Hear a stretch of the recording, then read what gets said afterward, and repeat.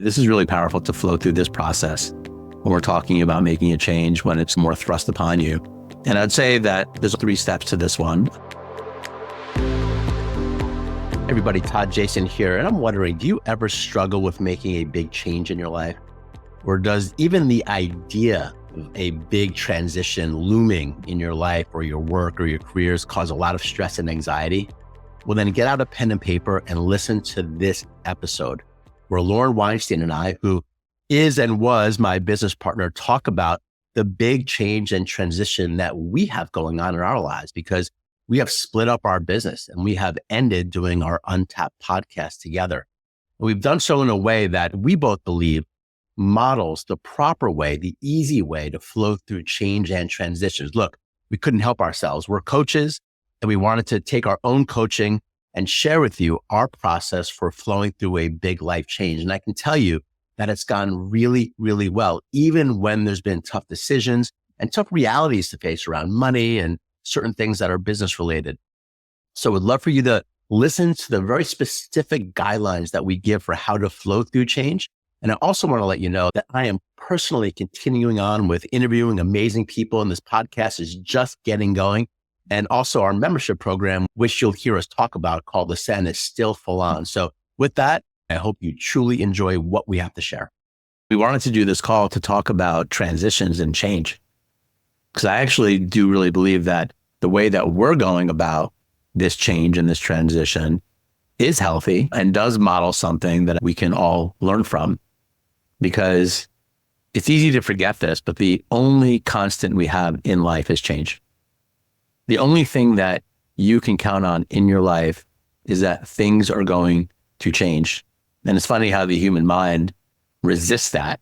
We all want things to stay the same. We want it to be comfortable and easy, right? And Lauren and I didn't come into this business together to eventually split it up. We had all the best intentions and we had a lot of great success and fun together. And at the same time, things ran its course. And we came to a moment in time where it was time to change. And so sometimes we have these changes happen, these transitions with work, with relationships, could be with things related to our physical health, our location, geography, that are bigger changes. And that's what we want to talk about today, is how to go through kind of some of these bigger changes. And I would venture to say that really thinking about how you as an individual flow through change. How do you deal with it? That's what I want you thinking about when we're talking about this today, because I would venture to say that how you flow through change is very representative of a bunch of things about your own character. It's your biggest opportunity to grow, in one sense, to think about how you flow through transition. So that's why I love this call today, because it is very representative of kind of all the growth that we continue to talk about. And so I really want you thinking about this. And we're going to give you today not only our story in a sense, but also a really simple process for how you can make sure that you go through change in this way. It's a very simple process that you can use. And this will literally up-level your life, because if you could flow through change faster and with greater ease, guess what? Your life is going to be more in flow with greater ease. Okay. So we're going to give you that process. So I want to stop there and bring Lauren in and see if you have any thoughts about that. Yeah, I would just, with all the work I've done and clients I've worked with, if I'd say there's a few superpowers or skills in being able to navigate change with as much grace and ease as possible, I'd say is one of them that makes the biggest difference. And given our conversation today, sometimes cycles complete. Like we're in something that's such a fit for a certain period of time. And then there comes a moment where it's no longer in alignment for us. I would say for me, teaching at Stanford, living in the Bay Area, sometimes things do just run their course. And so being able to recognize when something is no longer aligned and move on is so important. And I think what can be challenging, there's a great book that I'd recommend called The Dip by Seth Godin. And he said in life, there's dips and there's cul-de-sacs. And a dip is when you just go through a rough patch, something's challenging, but if you get through it, there's rich reward on the other side. So you want to stick through dips, but then cul-de-sacs are no matter how hard you try, this is just never going to be a fit. And so you're better off getting out of cul-de-sacs as fast as possible. So this ability in life to stick through dips and get out of cul-de-sacs, I think is such an important skill.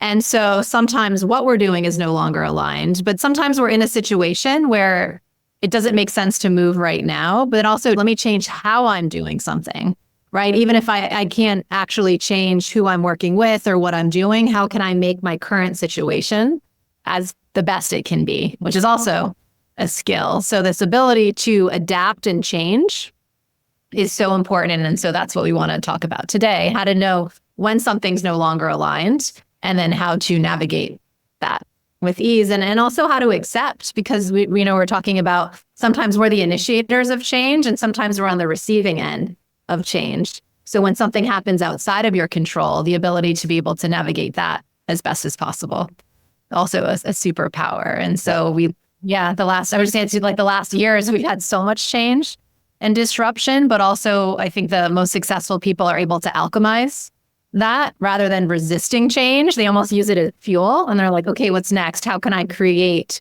from what is and what's true here? So some of the most powerful things are meant to be part of this conversation today. Yeah, I think that last point is really important. I want you actually wearing that lens. Can you imagine if you looked at change and transition not as something scary or something where you might fall down or something that brings up the terror in your bones, but actually something that is fuel for your betterment? It's a massive change to do that. Okay. And so we want to jump in, right? And I think what Lauren said is really important around the two distinctions about how change comes to us, right? Because it is very different if we're the ones instigating a transition or we're thinking about an impending transition. It's very different than if change is thrust upon us. Okay. And so I think it's very important to have that distinction in this because there are different lenses of how we go through this. So I think we want to start with when it comes from you, right? Meaning that you're the one that is instigating some change or you're thinking about some change that you may need to change. We all know that we have these in our mind, right? There's things that we need to change in our work maybe, or our lifestyle, or our mindset, or our relationships, or our physical health, or our eating habits, or something that happened with someone else at work, right? There's things that we need to bring up, instigate some level of change, as opposed to when it comes upon us. You want to start off with number one. And so we have a kind of a 3-step process that we're going to go through around this. And it's really important to start with the first piece. So this is when change is coming from you, is of course clarity, meaning that getting really clear about what you want. Like, why is this change so important to you? And even a better way to think about it is, what is the specific future result that you're hoping to experience by going through this change? And I think that most people don't think about this. And here's why. Because we are emotional creatures. And so the change that we're feeling, it's like there's some level of frustration, there's some level of angst, or some level of emotional disruption that's happening internally that then causes us oftentimes to go ahead and go through change not smoothly. We either react unhealthy or we bottle it up and we don't even express it. And that is also detrimental to us. So the most wise thing that we can do here when we're starting this, if you're the one that's thinking about some transition or change, okay, is to really think about it, get really clear. If I do make this change and I do instigate this transition, I start the process, what is it that I'm really hoping to get on the other side? This is where the mind is a great tool. This is where it's very healthy to allow your emotions to exist and then to use your mind as a wonderful tool, your cognitive capacity to now imagine, why am I doing this? What is it like on the other side of this change? Is it worth it for me then to go through it? Right? What are the repercussions that I need to go through? Lauren, you got anything to share on this piece? Yeah, I wanted to share something too. You can keep talking. I'm going to put something in the chat. Okay. Is it about this in piece or should I go to the second piece? It is. I just wanted to say sometimes it can be helped to be clear on what's the need, the unmet need that's bringing up for us the desire for change. I think this should be it's a PDF. It's a needs list. These are universal needs and feelings that we all need to have peace of mind, to be our best selves. And so I find it helpful even just to look at this list and what's missing for me in this relationship, in this job. Is it peace of mind? Is it freedom? Is it space? What is actually not there? And so sometimes it's a big change, right? That we need to make. Like, I need to leave this job. I need to shift this relationship. But sometimes, how can I create more space within my current situation? How can I create more of a sense of freedom? And so it helps to have this North Star. Often we try to get very practical, like, what do I need to do? But also, I think it's helpful to have in mind, what's the feeling or the state of being that feels like it's missing? And how can I start to create that? Even if it's just micro steps to start, how can I start bringing more of that into my life? I was in a time where I felt very restricted in my home environment, my relationship at the time. I kept having all these knee and ankle injuries. Like, it was this feeling of restriction, and I was really needing more freedom. But before I made big changes, I just made small ones. Like, I was outside as much as possible. I was doing more meditation. I was doing anything to create more a sense of space and freedom. So even if it's 5 minutes a day, 10 minutes a day, you're almost like practicing the state of being that you're trying to create. If you're like, work is so stressful, I need peace of mind. Again, it's 5 minutes, but take those 5 minutes to create more ease, more peace is one step. And then also I would think about when we're feeling in a state of stress, like these needs are missing, even just writing down, what are the thoughts that I'm having right now? Like, I'm trapped. I can't do anything else. This will never change, because it's those thoughts that are creating the agitation. And so just looking at what are the thoughts in you right now, and then flipping those, what's a better way to think of that? How can I think about this in a way that might serve me as I navigate to make smaller or bigger changes can also be helpful. Yeah, and I'll share a personal story. One of the big changes that I had to make with my wife, and oftentimes, let's be really honest here, we're not making these changes in a bubble, are we?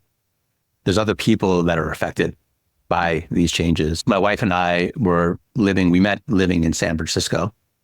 We spent 5 years actually living in the city, and it really wasn't a fit for me living in San Francisco, especially by the end after we had our daughter.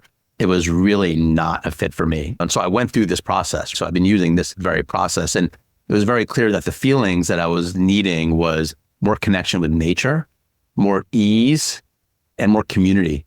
Like, I wasn't finding the community that I wanted. It wasn't like a place that I really wanted. Now, the challenge that I was having was that my wife was having a very different experience. She loved San Francisco. She had attachment to San Francisco too. I could easily say unhealthy attachment, but she was having some attachment and love, genuine love for that city. And so navigating that change was really difficult because I had my own needs here, but she had her own needs going on here, which are totally valid. And it was a constant conversation about how we're going to make this change.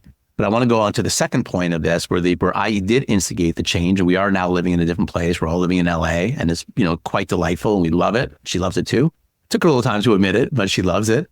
Then the second piece to this is the being brave and courageous to make the change. So once you become more aware of what you want, you got to put it into action, right? You got to actually say, all right, I'm going to go ahead and try to make this change. And I'm going to really think about how to do that. I'm going to take a comprehensive view. Now, in this case with my wife, it was having that conversation, which I knew was not going to be met with open arms because she didn't want to make that change. Okay. But it doesn't matter. Okay. It doesn't matter. And the reason why it didn't matter is that I needed to say it. I needed to get out there. And the way that I did that was by creating the space with communication, saying, look, I even preempted it. You're probably not going to like what I'm going to say right here. I'm going to be really honest. There's a lightness to that, right? You're not going to love what I'm going to say, but I do need in our marriage right now, the opportunity to share something with you authentically. Are you okay with that? How powerful that language is. It creates this space for me to share authentically. And of course, okay, so she sat down and listened, and I had space. I now had a moment to actually share what I wanted, what I needed, and why I needed it. And I told her authentically, I go, I'm not happy here. I feel constricted in these ways. And I'm requesting the idea that we can make a change physically because I'm not happy here. And her immediate reaction was like, no way. This was what you would expect it to be. It was a big shutdown. And that's really hard when you want to make change in a partnership or something and you can't. So you feel trapped, and that made me feel even more trapped. Anyone know that feeling? And so it was a process, right? And the process was continually sticking with my guns. It wasn't that I needed to make the change, but at first it took years for this to actually happen. It was like, okay, you need more nature time. Why don't once a month you go away for a weekend up north to get that? Okay. And so we started playing with how to do this, or maybe we would go away together. So we would literally start playing with it. I wasn't like, oh, we need to move right now. I was more like, I need this feeling in my life. And I need you to understand that I need this feeling in my life. And I had to understand her. This place gives me this feeling. And I need to understand this. Yeah, I need to understand that you need to understand that I need this feeling. Okay. So in partnership, whether you're married or a partnership or work people or dealing with anyone, we're constantly dealing with compromise and change. Okay. But it doesn't matter.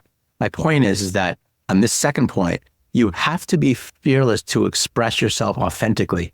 And you need to be able to carve out that space with the people where this change is also in action or potentially affects.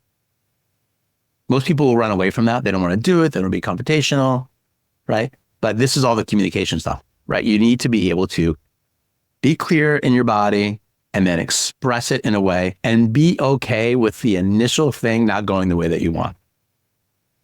Okay, it's very powerful to be able to share with authenticity what you need. Lauren, you have anything to share on this piece?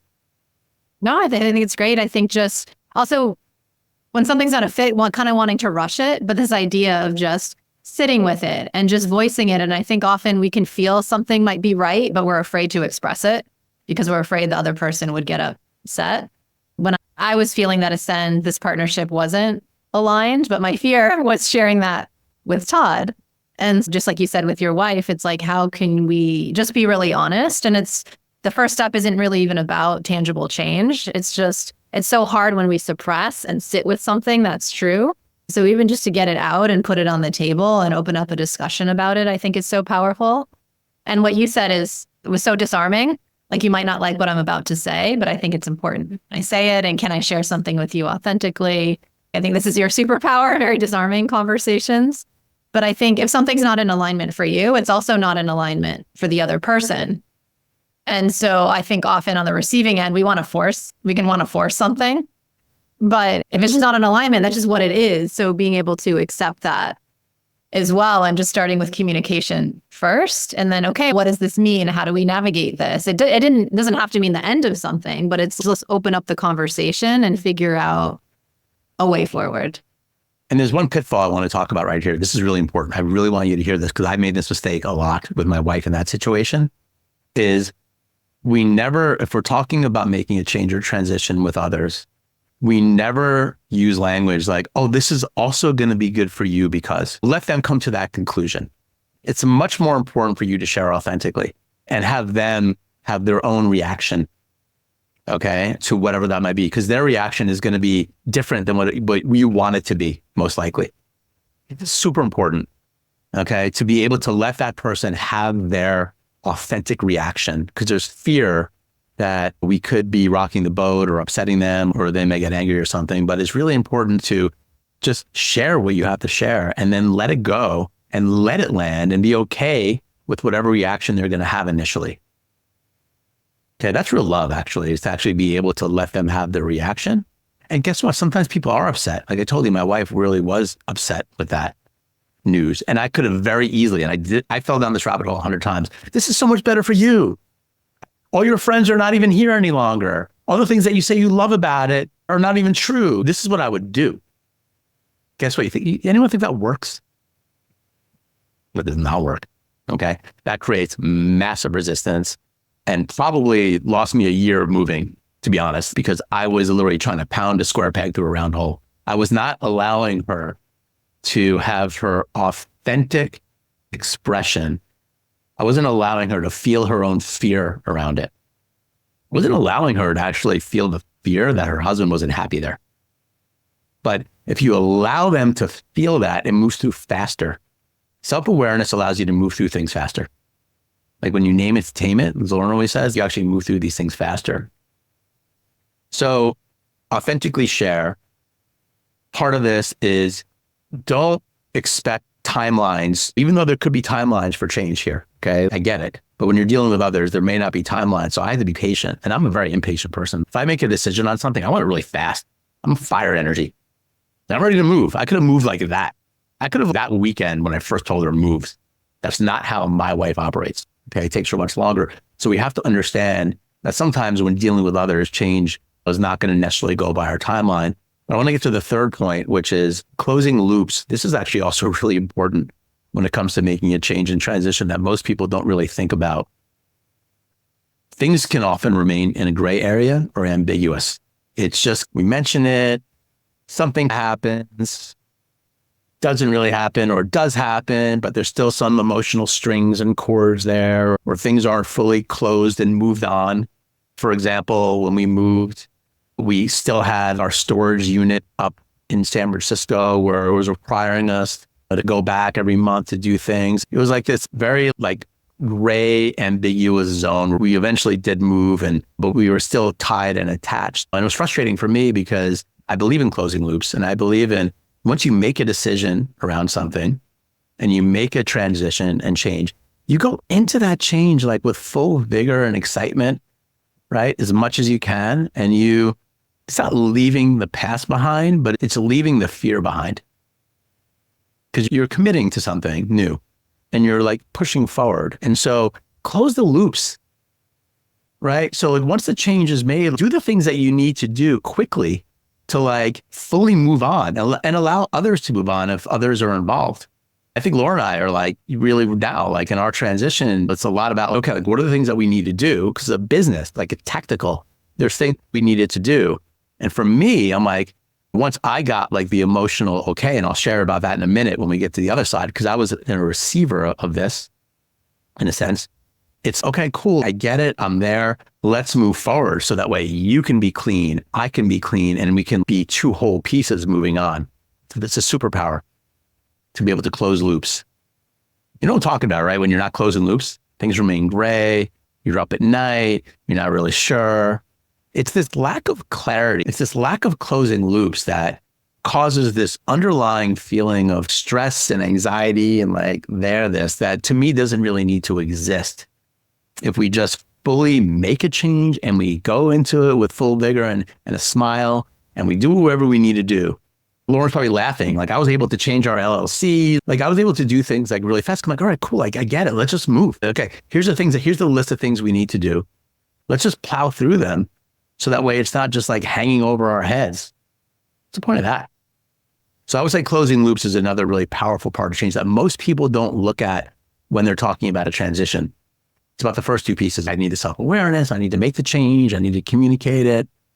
But really what happens in coaching, what I found is people come and they're we made this thing, but it hasn't really happened or it didn't happen the way that I thought. And there's all these lingering pieces. And I'm here to say, cut those out. Cut them out as quickly as you possibly can. They are little threads of ambiguity and insecurity and fear that do not need to exist. So do your part in making those threads go away. Lauren, anything to share on that? Yeah, I think just this idea of being able to fully let go is also a superpower. And so it could be a full transition, we're leaving a situation, but it could also just be how we're doing something. And often, let's say we bring someone in to help us, but then we're not fully relinquishing control in some way, right? That could be a common situation. And so how can we just being really mindful of where am I not fully letting go, or where am I still holding on? Where am I not closing the loops and having a clean transition? Because often we don't, just like you said, is because there's some resistance. There's something we're still holding on to. And so a lot of this work is just awareness, right? Where is resistance? What's preventing me from fully closing the loop? What am I still holding on to? What am I afraid of? It's generally fear, right? What am I afraid will happen if I fully move on, if I fully make this transition, and really being with that fear. And there's a great TED Talk by Tim Ferriss. He talks about fear setting rather than goal setting, fear setting. And so what am I afraid will happen? How can I prevent that from happening? And if it does happen, what will I do then? Because we also need to have a sense of safety in order to transition. And so whatever process we need to have to create that safety. And yes, this is actually from the Stoics. It's an old ancient practice. But sometimes just writing out, what are all my fears? What do I think might happen if I do this? And then the questions are, how can I prevent it? And if it does happen, what will I do then? But then also, what's the upside? What's the cost of not making this change or transition? What am I missing out on? Because often change brings up uncertainty on what might happen, but we also don't fully look at what's the cost of staying where we are and not changing anything. So it's this idea of creating a more holistic perspective and not just getting hijacked by emotion and fear and maybe childhood stuff. Like, it's the conscious mind has a chance to kick in and make really thoughtful, clear decisions. I love that. I love the fear settings, one of my favorite talks. If you haven't watched that TED Talk, watch it. It's awesome. And you can really use that. And it's tough sometimes because like you confront your fear. You actually will confront like what you're scared of by happening or not happening. You guys all know my wife had that heart surgery and like I did that. I was like, really, what am I scared of here? Well, obviously I'm scared of her dying. Like I'm scared of what that means for me to be a single parent and etc. So people are like, don't think about that. Don't think about that. Well, why? I'm going to think about that. I'm not going to live my life on it, but I'm going to allow myself to think about it because it's there. It's scary. I want to feel what that feels like. Allow yourself to feel the fear. One of my favorite books is Feel the Fear and Do It Anyway. I love just that saying. You don't have to read the book. That's the book. Feel the fear and do it anyway. Okay. Which is an okay thing. So beautiful. Thanks, Lauren, for that. So let's switch to the second piece, okay, which is the one that I think most people are always trying to get better at, which is how do we deal with change when it's thrust upon me? I didn't want that. This is what we're mostly dealing with, I think. I don't want to say that. We're dealing with both. The challenge of things happen to you, and then you have to deal with that change. And this is really powerful. This is really powerful to flow through this process when we're talking about making a change when it's more thrust upon you. And I'd say that there's 3 steps to this one that all have sub-layers to it.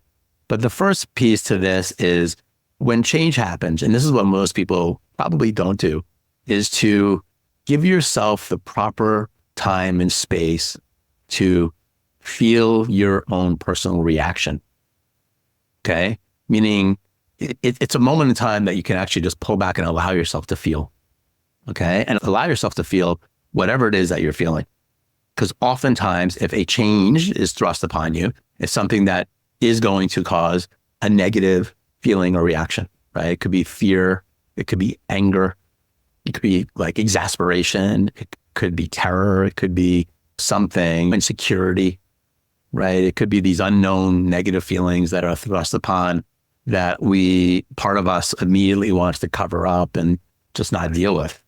But the superpower here is to start off with honoring your humanity and honoring how you work, and that these emotions are not terrible. Like I love some of the mystical teachings and the resist no evil. Allow it to come in, allow yourself to experience it. And I can share with you that when Lauren and I were going through this process and she got on the phone with me one day and was like, yeah, I don't know if this is working. Sat with her and looked at her and I was like, okay. And we had preliminary talks about this like months back. I could tell that she was like, yeah, like this isn't working. I think we need to like transition. And she can share with you her experience with it. But my reaction was like, okay, I was looking at her. She wants to talk more about it. I was like, actually, I just would prefer to get off the phone right now. If that's okay. I actually want to go off and get off the phone. That's what I did. And she was like, okay, are you okay? I'm like, yeah, I'm okay. I just want to get off the phone. And what I did was I went and I sat on my little meditation cushion over there in my office and I allowed myself to feel. I allowed myself to feel what was coming up for me with no judgment, right?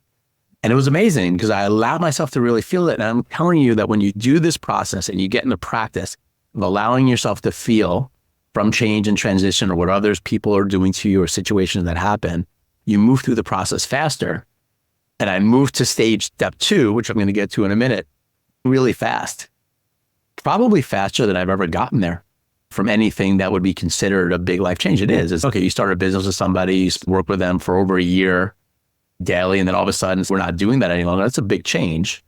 And so I allowed myself to feel the thoughts and the repercussions without judging myself. Allow it, like do that. Feel it. Go find your way to feel. For me, a lot of times it's sitting. Maybe for you, it's walking. Maybe for you, it's walking and talking into your phone. Maybe for you, it's going to the gym or maybe taking a bath. I have a friend who's also a coach who goes in the bathtub. And what he does is he lies in the bathtub and he just talks. He like babbles and he allows himself to get his emotions out and his thoughts out that way. Find your way of self-expression for yourself. Okay. So Laura, I'm going to chime in with you on that because I know you do a lot of this and you do your work. Two things I think that are important that you mentioned. One is that we had preliminary talks, right? It wasn't out of nowhere. So this is something that had been, that things don't have to happen right away, right? If we're considering a change, it's really sit with it because it is important to have full clarity. And so first is giving yourself permission to say something doesn't feel right or aligned with who or what or how, right? That full permission. And then really sitting with it and understanding it and what's the need that's missing and what are the different options and what might transition and change look like? Really giving honor and justice to that. And that can take months before you have clarity. It can take 6 months, right? And so really allowing things to take the time they take. And then even before I left Stanford, the year before I left, I was considering leaving, but it didn't feel fully ripe yet, right? It was only a year after that I finally left. So sit with things, allow them to process themselves. And then there's a moment of clarity. So by the time I left, it was so clear that was the right decision. So I think that's important. And then also, I think I also just really appreciated Todd in that, like, taking time to sit with things. It's that same thing of often we either push things away or we react so quickly. And it's really this middle way of accepting, allowing, being with, and then not needing to react. Todd, he was like, I need to sit with this, which I just really appreciated because I think my fear going into that conversation was that he would be upset, which in a former life, I wouldn't have said anything for fear of upsetting the other person. I really held things in. And all the work that I've done that we talked about earlier is just truthfully expressing myself, knowing that the best outcome will come from true expression. I come from a family that would never speak up and share what they were feeling and thinking, if I don't say anything, everything will be great. But it's never true, right? Because things leak out. They come out in other ways. And then we're passive aggressive or we're resistant or not saying anything on the surface doesn't actually change like all the underlying behaviors and actions that continue for many months. So just having that clean communication expression, even if it means someone might get upset. But I appreciated Todd sat with it. And then later he sent me a text that was so beautiful and gracious. And let's talk about that after in the second point. Yeah.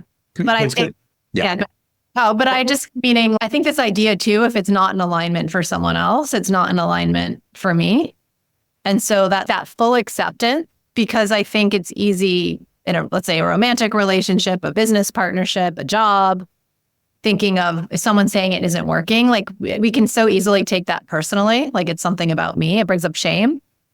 But sometimes there's just chemistry, like things are not a fit. We have different values, different ways of doing things, and we actually free up a lot more energy for both people or a group of people to move forward in an aligned way by freeing up something. And something might have worked. She's a great like coach and teacher, and she got divorced after 10 years. And people are like, I'm so sorry, you're getting divorced. And she's like, sorry, we had 10 years together, beautiful experiences, 2 kids, like we had a 10-year cycle and it was great, but now it's no longer a fit. And now she has a new partner and that's a fit. So I think we can change bad, ending bad, but it's just sometimes things do need to change and energy needs to move, and just accepting it's more about alignment than it is necessarily about anything personal. Yeah, and I'm going to just follow up before we get to the point too about a real superpower on this. You said it, which is when change is presented to you and a transition or some news is given to you that was unexpected, is when you're sitting with it and you're feeling the emotions. Another thing to ask yourself, and I asked myself this when I was sitting, was how long in my current place in life, my current place of wisdom, everything that I know, right? Does this hiccup need to affect me? How long do I need to process this? You see what I'm saying? Because some changes are big, right? Like could be that your partner telling you that they want a divorce where you weren't expecting that at all isn't necessarily like 5 minutes of sitting with it. Okay, yeah, no problem. Okay, we just have to be realistic with this. Okay, so when change is presented to you, the question is, how long does this thing realistically need to affect me? What is my healing process like for this? How long should I allow myself to stew in whatever fearful, negative emotions, sadness that might come up from this thing, be okay, right? So when I sat there feeling whatever I was feeling, And again, we had preliminary talks that actually, I think I had addressed them back in January. And then you're like, no, I want to keep going. I realized I'm like, yeah, this should take about a week. Honestly, I remember thinking that this should take about a week for me to just move through. And there was something in that where I was like, automatically, I was like, yeah, okay, in about a week, I can just move through this. And right away, my mind went to what's possible, which is the second stage, okay, which is as you're going through a transition, the most important thing you want to be able to do is to find the silver lining in it. It's imperative for you to consciously think about how this could be a good thing for you. And again, that's why how much amount of time, depending on the transition, is really important, right? Because there's different levels of change that happen. But when we're really looking at it, how could this be a good thing? Because we all know, we're just being really honest with ourselves.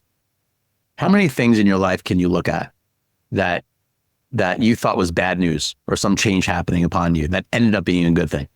Almost always, right? It ended up being, I ended up here and then I went around here and I wouldn't have met this person or I wouldn't have, etc., right? Found this thing. That's not always the case that you can tap back into the positive flow of it, but mostly you can. And so when I was in that place and I said to myself, all right, like I'm feeling like some stuff, okay, about a week, I can get over this pretty easily. But actually what happened in that moment, it was like, I started to focus on what the silver lining was. And what I really found was emotions there of freedom. Oh, okay. I love doing this business, this type of business. Like I can now, there was a positive part to this where I could now be more free and unencumbered. So getting out of a partnership allowed me to be more free and unencumbered with myself and even more authentic in some ways. I could see that right away. And I also imagine right away in that moment that, wow, Lauren probably feels that way too in her own right. This is better for her too. So very quickly, 5 minutes of just sitting and allowing myself to feel and then trying to see the silver lining, I was like, oh, this is actually like a really good thing. Okay, and I'm giving you just like our example, but that's actually what did happen, which is what then prompted me to send Lauren a very authentic text. Like 10 minutes later, where she probably got off the phone with me. He was like, oh, he's really upset. He wants to sit. He don't want to talk to me. Oh my God, this may suck. He may be angry. I don't know. Who knows what she would have thought? Because I just got off the phone. I'm like, I want to go sit. So I didn't really give any indication of what I was feeling or thinking. And so she had no idea. And in that 10-minute process, I was able to do what might have been 6 months worth of work 20 years ago for me. That's growth. And I want to honor myself on that. It's important to honor ourselves when we notice that we can go from A to B much faster than we could in the past.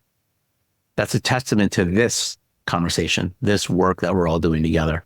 I love speed. I love being able to get through things faster.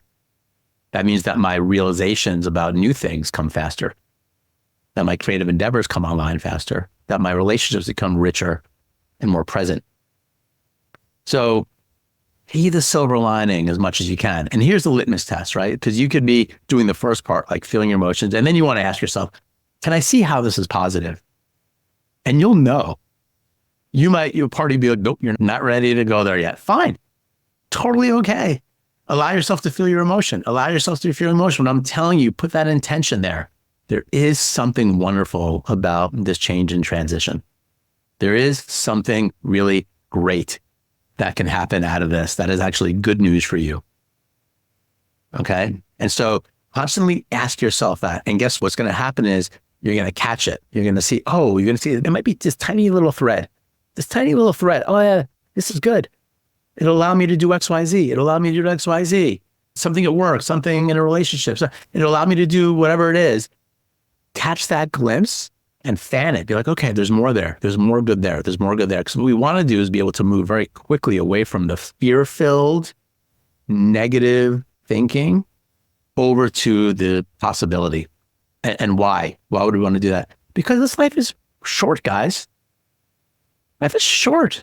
We're not here forever. Everyone on this live call we're in the middle of our lives here, right? Like, why would we want to spend our time just feeling terrible all the time and feeling negative? Let's get to the feeling good and excited and waking up in the morning with fire and energy as quickly as we can. Like, why not? Because we have the ability to do that. 100%. 100%, Tay. I totally agree. Like, why not do that? Find the silver lining. And when you capture that frequency, that belief, that thought, fan it, feel it, expand on it. And so I caught it pretty quickly with Lauren. And then immediately I just felt so grateful for her. And I just sent her this text. I was like, man, thank you so much for, I forgot what I said, but it was like, thank you so much for sharing. Let's talk more about it a little bit later, but I really do get it. And I also see how this can be great for you. And I feel already that this can be great for me. And I can't wait to go through this transition really healthy. I go, maybe something that we can even teach. And here we are. So I just want to give you that piece. And Laura, I'll hand it off to you on that. I love this part to it, is finding that silver lining. Also, I think of Steve Jobs' commencement speech that's so popular. We put that in the chat, but getting fired from Apple, he was the best thing that ever happened to me. And I was free to be a beginner again, like beginner's mind, and to start over. And I wasn't encumbered by anything that I'd created previously. And so I think the samurai talk about this too. The word crisis has threat and opportunity in it. So that ability, no matter what happens, to see the opportunity. We saw this I did a Tony Robbins training, but he was talking about these two restaurants across the street. And when COVID hit, one restaurant said, this is terrible, we're done for. And the other one said, oh, we have outdoor dining. And they literally ran to Home Depot, got all these supplies, built a makeshift drive-through, and were even more successful than they were before the pandemic. And so when something hits you, do you see it as threat or do you see it as opportunity? Do you have the ability to create from everything is such an important ability, because it's true either way, right? We argue reality, we resist reality, but you're like, this is true. I have to do this thing. This is happening. And so then we kind of layer on top of it with our own mind, with the thoughts we think. And so how can you at least get some thoughts in there that allow you to see the good and why it's an opportunity? And that's one thing that I think is important. And these times of tumult, I'll call them, they're also times to grow our roots, right? Either in life we're growing roots or we're enjoying the fruit of everything we've done. And so, it doesn't feel good in the root growing time, but every time when I'm on the other side of it, I'm like, I see why this happened. I see the good. I see how I'm stronger. Now I have more boundaries, or now I'm clear, or I know how to navigate this, or I know how to do hard things. And so also being grateful for the learning, seeing the good, just to get you in a better state of mind, because it's the state of mind that will help you move forward and create opportunity. And then the last thing I'll say on that, someone sent me a talk. I put it in the chat. His name is Itamar Marani. He was in the Israeli Mossad and Special Forces years ago. Now he does motivational speaking and coaching. But he talks about the three fears. Like often when we're wanting to do something and don't do it, there's motivation and resistance, right? It's like an equation. If my motivation is greater than my resistance, I go. But he's like, that's not actually true, because often a lot of us double down on motivation. We're up at 4 a.m. and we have our why. But he's like, if resistance is there, it's almost like this giant boulder that no matter how motivated you are, you're not going to get through. And so this ability to be able to look at our resistance to move forward. And he talks about 3 core fears, resistances. One is fear of uncertainty. The other is fear of our own worthlessness. I'm not really good at that. Or this is imposter syndrome. This is I'll be better when, not owning our own value. And then the last one, fear of abandonment. And so when something happens, a change that we don't like, or either we're afraid to speak up around change, or we're on the receiving end, we often don't do well with it, not because of the actual situation, because we're bringing in one of those fears, right? The uncertainty. What'll happen? Will the person get upset? What does it mean? Will the person leave me? Or worthiness, right? Someone ends something with us. Oh, it's because I'm not worthy. I'm really not good enough. And not being able to see the truth of it's just not a fit. Not everything is, right? Or the time has passed. Something's run its course. And so just the more we're able to tease out, okay, this is hard for me, but what is hard? Is it my fear of uncertainty? Is it my fear of my own worthiness? Because if we can tease that out, things don't hit us as hard. So my fear of uncertainty, and let's say at one point Todd had a fear of worthiness, that we would have handled it so differently. It would have been much harder, way more challenging, but we had done a lot of work on those things for ourselves. So it was pretty clean. I got clear. I communicated it, even though it was a little challenging. He received it, even though it was a little challenging, but we were able to move through it. And now we're on this call with all of you and talking about healthy transitions and still friends. And so I think being able to just be really clean, and clean also meaning pulling out what is getting in the way that's making this harder than it needs to be, is really valuable.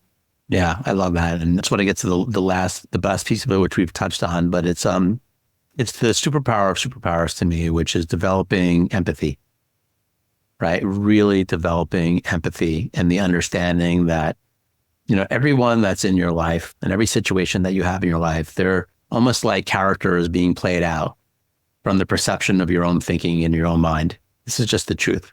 And so all of these people, Lauren, to me, when I got to that place of understanding, she was obviously struggling with something and it was hard for her.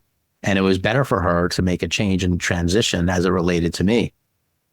And so I could take that in a bunch of different ways, but it wasn't about me. There was an impersonal part about this, which was like, oh, this is actually going to be better for her. And this is really hard for her. And what a very different way to hold something. And when you're in that place, when each one of you is in that place of like really understanding that even like the people that you work with, where it's never or usually not such like an emotional thing. There's this impersonal work thing, but just like seeing and understanding that these are just people who struggle, right? You probably have challenges that you can't even possibly understand, and situations from their childhood and all the things that you have about yourself and the ones that, and the people that closest, all the situations and the heartaches and the traumas and the things that they've had, they have them too. Okay? They have them too. They have their own shortcomings. Right? And they're doing their best. And that's what I always like to say is that all these characters and all these situations that show up in our lives are doing their best to help us wake up to a higher level of understanding about who we are. It's a really beautiful way to hold it, isn't it? That all these things that are happening for you are just happening so that way you can wake up even more. And if you start to shift your lens in the present moment to, everyone's just doing their best out there. Everyone's struggling in some ways. Everyone has some things that they're uncertain about or have insecurity about or have fear around. And that's beautiful. We're all in this thing together. It's a very different orientation because then you start to walk around really with an empathetic heart. And you do get the results. You do get the results, meaning that change tends to come much easier for you when you have empathy. But it's not why we develop empathy. It just is a result of being an empathetic person.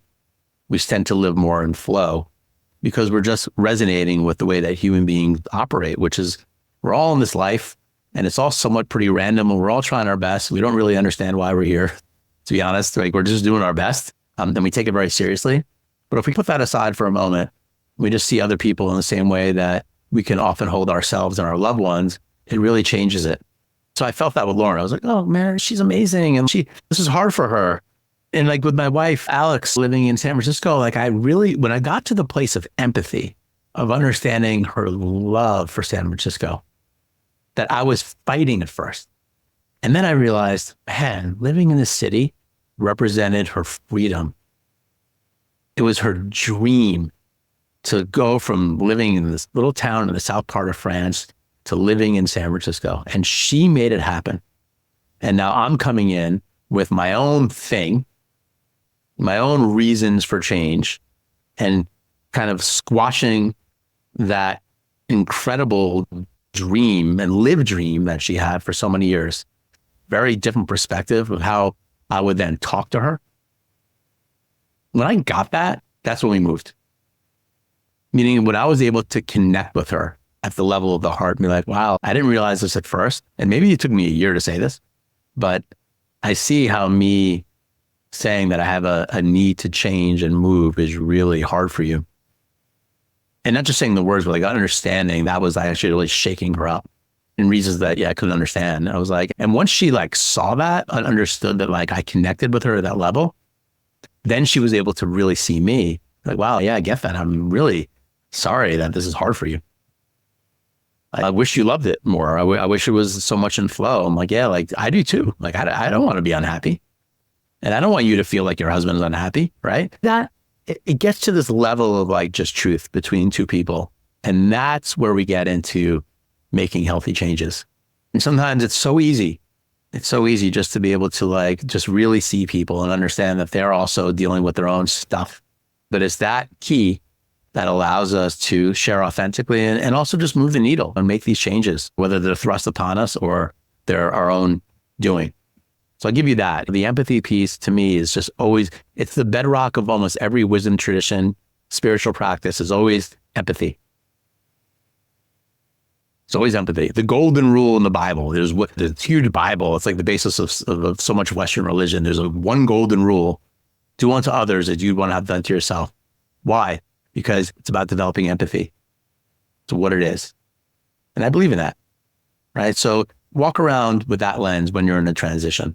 Walk around in that lens when you're going through a change, when you feel anger and frustration around someone else. Change your own internal lens to empathy and see what happens. It's where things become in flow. And by the way, it's so easy to talk about it here. It's hard to do in practice. So give yourself grace. Right? I told you with my wife, it took me a year to get there. A year to be able to say that authentically. Truthfully, it would be a fight every single time it was brought up until I got it. But guess what? Growth works, because when Lauren came to me, it's a different situation, but I was able to go through that process much faster and get to empathy much faster, which frees us both to be ourselves. Ms. Weinstein, do you have anything to share on that? I have a friend who, in any situation, asks for the greatest good of all concerned. And I just really appreciate that, because I think in situations, it can be so easy to focus on ourselves, what makes me feel good and comfortable. And actually, in a former version of me, it would have actually felt better and more comfortable to not say anything, because I would have been so afraid of Todd getting upset or his reaction. And so really, as I could tease that out, what is actually most in alignment for me, which in this case was not to be in this business partnership. And then I think the greatest good of all concerned, I could see how it was actually better for Todd too. Like knowing how we both work and operate, like I could see that it was also better for him, but then also thinking of us as a system, like what's for the greatest good of all, what becomes unlocked by allowing this transition. And so again, it could be a full transition, or just maybe we had just changed our way of doing something, but looking things at a more like system level approach. How is it, even my mother was very involved growing up. And so I think it felt more comfortable for her to be involved in every step, but seeing, wow, it's actually better for me if she actually steps back and allows me to learn and make my own decisions, right? So as we let go of any kind of distortion and what's for the greatest good of the system is so important. And so I remind myself of that a lot. What's the greatest good for all concerned? Which does take into that empathy piece. How is this good for me? How is it good for Todd? How is this good for all the work we're wanting to do in the world? Like what comes online if we create this transition in this way? What becomes possible? And it's just, sometimes it's not having the answers, but asking the right questions or different questions that can help create more clarity. Good. So I think this was a good session, guys. I saw a lot of notes being taken, and really want you to all practice this. Right? Look at people slightly differently. It changes the way you look at people and situations a little bit when you open yourself up to this and you say, all right, transition and change, whether I'm the one pushing it forward or it happens to me, is an opportunity for me to really understand myself more. And it's an opportunity for me to understand like people more. The greatest influencers, people that really influence others, really have that empathy piece built in, and we can get better and develop that as we go. And it's like the great reverse trick. It's like really understanding somebody is how you get to move the needle and to make change that is more aligned for you and for them. And so play with that. Then I hope that you found a lot of value out of us sharing our process, and that this was practical for you, and that you will use some of this information here to go through some change with more flow.